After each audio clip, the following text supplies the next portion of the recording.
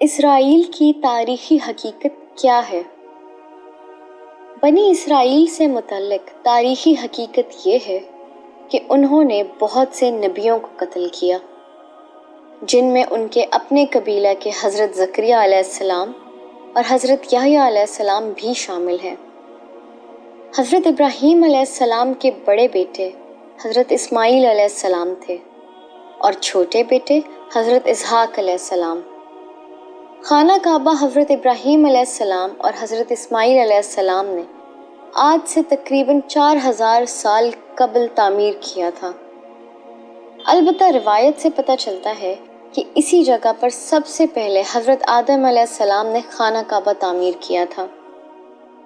حضرت ابراہیم علیہ السلام نے فلسطین کے علاقہ بیت المقدس میں بھی عبادت گاہ بنائی۔ حضرت اسحاق علیہ السلام بھی وہاں عبادت کرتے رہے، مگر حج کے لیے وہ ہمیشہ مکہ مکرمہ میں واقع خانہ کعبہ میں جاتے تھے۔ حضرت اسحاق علیہ السلام کے بیٹے حضرت یعقوب علیہ السلام تھے۔ اسرائیل حضرت یعقوب علیہ السلام کا لقب تھا۔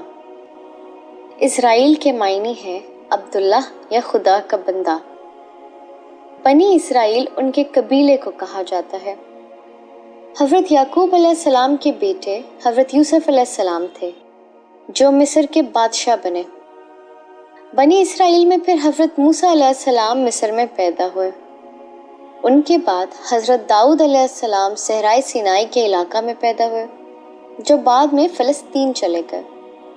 جب حضرت داؤد علیہ السلام نے انتہائی طاقتور دیو ہیکل جالوت گولیت کو اللہ کی نصرت سے گلیل سے پتھر مار کر گرا دیا، تو فلسطین کے بادشاہ سول نے حسب وعدہ ان کی شادی اپنی بیٹی مشل سے کر دی۔ سول کے مرنے کے بعد حضرت داؤد علیہ السلام فلسطین کے بادشاہ بنے۔ حضرت داؤد علیہ السلام کی وفات کے بعد ان کے بیٹے حضرت سلیمان علیہ السلام فلسطین کے بادشاہ بنے۔ اللہ سبحانہ وتعالیٰ نے ہوا، جن اور ہر قسم کے جانور حضرت سلیمان علیہ السلام کے تابع کر دیے تھے۔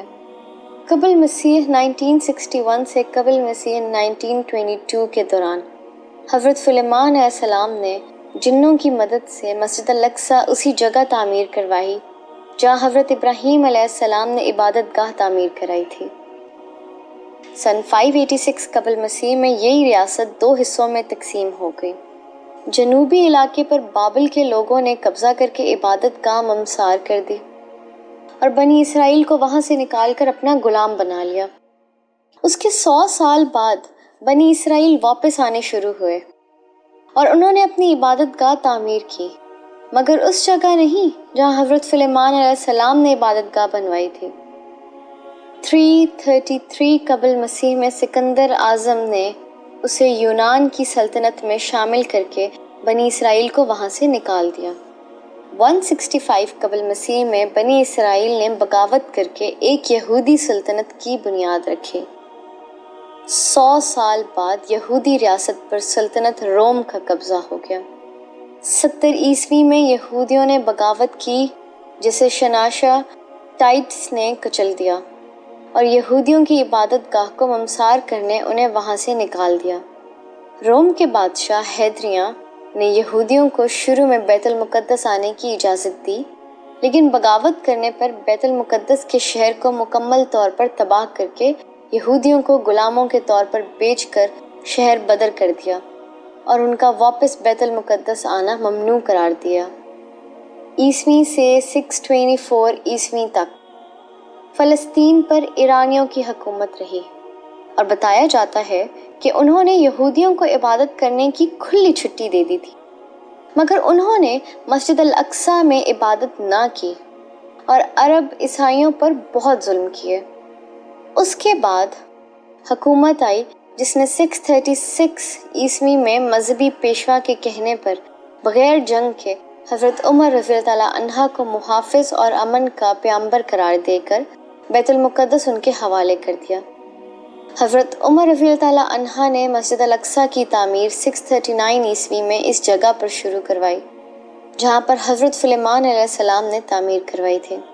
636 سے 1918 عیسوی تک یعنی 1282 سال تک فلسطین پر، جس میں اردن بھی شامل تھا، مسلمانوں کی حکومت رہی، بس اس میں وہ عرصہ شامل نہیں ہے جس میں صلیبیوں یعنی عیسائیوں سے جنگیں ہوئیں۔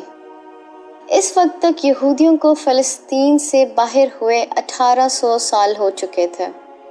بنی اسرائیل کے متعلق تاریخی حقیقت یہ ہے کہ انہوں نے بہت سے نبیوں کو قتل کیا، جن میں ان کے اپنے قبیلے کے حضرت زکریا علیہ السلام اور حضرت یحییٰ علیہ السلام بھی شامل ہیں۔ حضرت عیسیٰ علیہ السلام بھی اسی قبیلہ سے تعلق رکھتے تھے۔ ان کو بھی قتل کرنا چاہا، مگر اللہ نے انہیں بچا لیا اور ان کی کسی ساتھی کو صلیب پر سولی چڑھا دیا۔ تاریخ گواہ ہے کہ یہودیوں نے ہمیشہ ظلم ڈھائے ہیں، چاہے وہ نبی ہوں یا چاہے خلق خدا، آج بھی وہ یہی کر رہے ہیں۔